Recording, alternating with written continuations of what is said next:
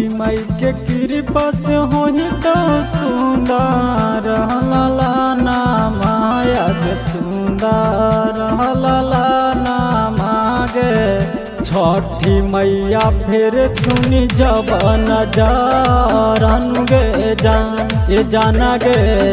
छठी मैया फिर तुनी जब नजारन गे जान संगवा में देबो गे जान गे दूनो